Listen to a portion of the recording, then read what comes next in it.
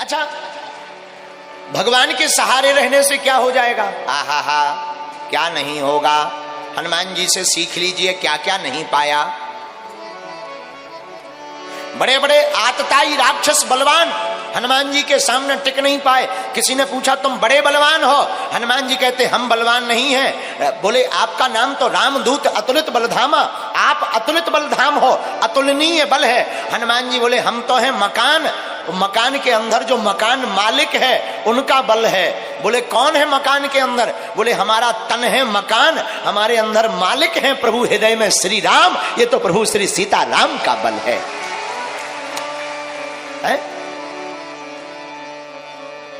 तो परमात्मा के सहारे रहने वाले व्यक्ति का क्या होता है?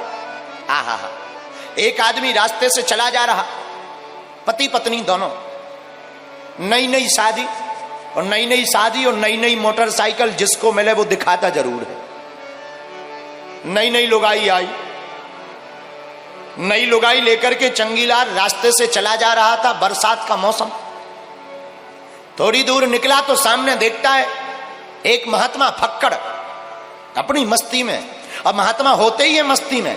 अरे मुझे मेरी मस्ती कहाँ लेके आई, मुझे मेरी मस्ती कहाँ लेके आई, जहां मेरे अपने सिवा कुछ नहीं है, जहां मेरे अपने सिवा कुछ नहीं है, मुझे मेरी मस्ती कहाँ लेके आई, मुझे मेरी मस्ती कहाँ लेके आई। महात्मा तो होते ही मस्ती में, और कबीर दास तो बहुत ऊंची बात बोलते थे। कबीर बाबा कहते थे जो घर फूंके आपनो कबीरा खड़ा बाजार में, कबीरा खड़ा बाजार में लिए लकुटिया हाथ, और जो घर फूंके आपनो सो चले हमारे साथ। कबीरदास जी तो कहते हैं जो अपने मकान में आगी लगा दे वो हमारे साथ चले। अब बताओ कौन मकान में आगी लगाएगा? कबीरदास कहते हैं ये संसार रूपी मकान की बात नहीं कर रहे हैं, अपने मन के मकान में वासनाओं में आग लगा करके परमात्मा के द्वार चले जाना चाहिए। तो खुरई के दो कपल पति पत्नी चंगीलाल और मुन्नी बाई दोनों चले जा रहे थे। चंगीलाल की नई नई शादी, सामने एक महात्मा खड़े, फक्कड़ महात्मा फकीर। अरे मन लागो मेरा यार फकीरी में, ऐसे महात्मा। अरे मन लागो मेरा यार फकीरी में, अरे मन लागो मेरा यार फकीरी में, अरे मन लागो मेरो यार फकीरी। मस्ती में महात्मा खड़े एक दुकान के बाहर।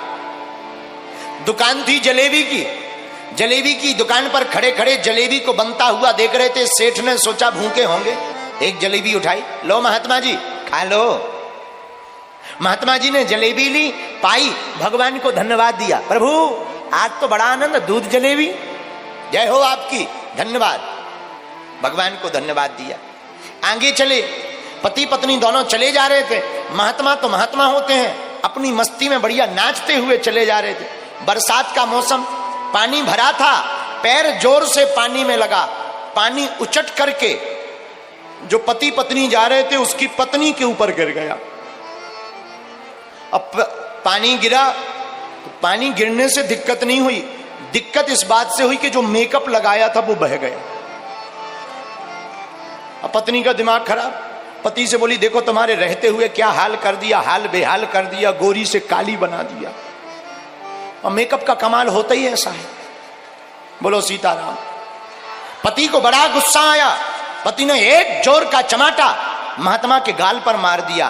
पर धन्य है महात्माओं का देखना क्या होता है भगवान के सहारे रहने का हाल।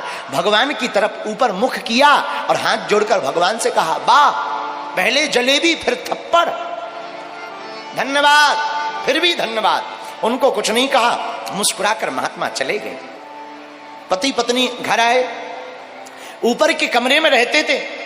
सीढ़ियों पर पति पत्नी दोनों जोर जोर से चढ़ने लगे। पति आपस में बात करते हुए कहने लगा, आज मौसम बहुत अच्छा है, आज तुम मंगोड़ी बनाओ, चाय बनाओ, बढ़िया आनंद आएगा। पत्नी बोली, चिंता मत करो, हम अभी मंगोड़ी तैयार करते हैं। और दोनों सीढ़ियां चढ़ने लगे।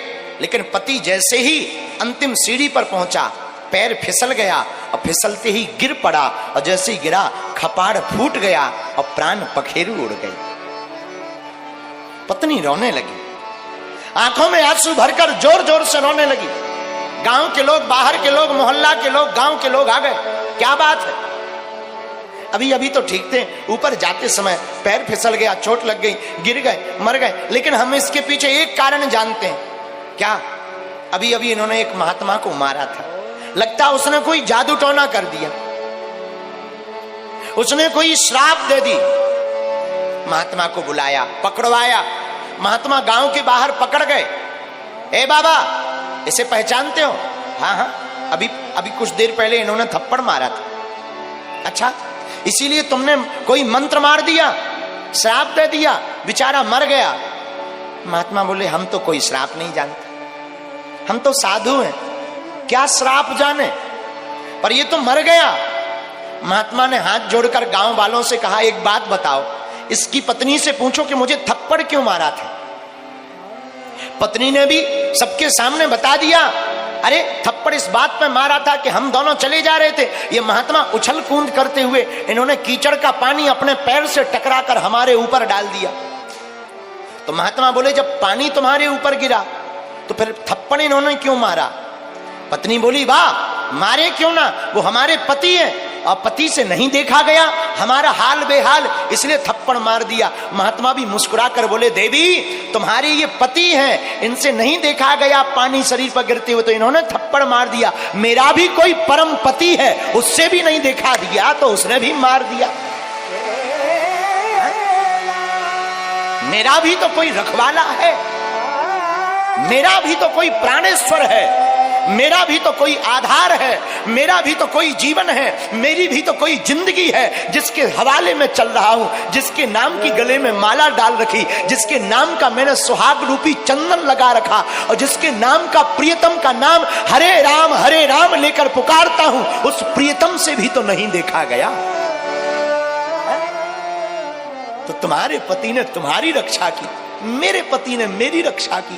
तुम्हारे पति ने मुझसे बदला लिया, मेरे पति ने, परम पति ने तुम्हारे पति से बदला ले लिया। ये पति पति की लड़ाई है, हम पत्नियों से क्यों झगड़ रहे हैं? इसीलिए श्री हनुमान जी महाराज कहते हैं, नाथ न कछु मोरी प्रभुताई,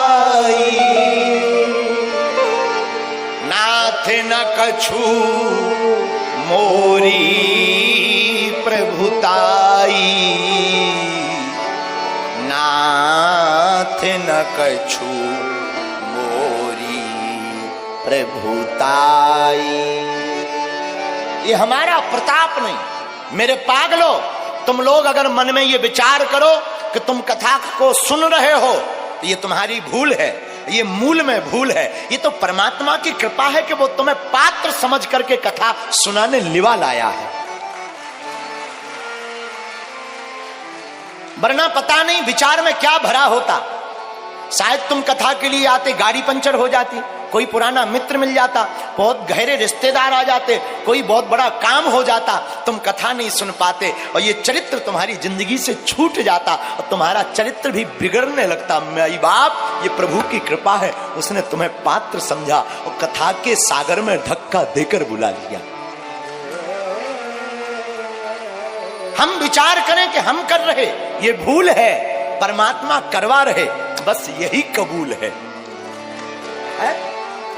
किसी गांव में एक बैलगाड़ी थी, बैलगाड़ी का मालिक बैलगाड़ी को चला रहा था, बैलगाड़ी के नीचे एक कुत्ता जा रहा था, कुत्ता, डीओजी डॉग, कुत्ता जा रहा था, लेकिन कुत्ता की पूंछ छुई हुई थी बैलगाड़ी में, टच।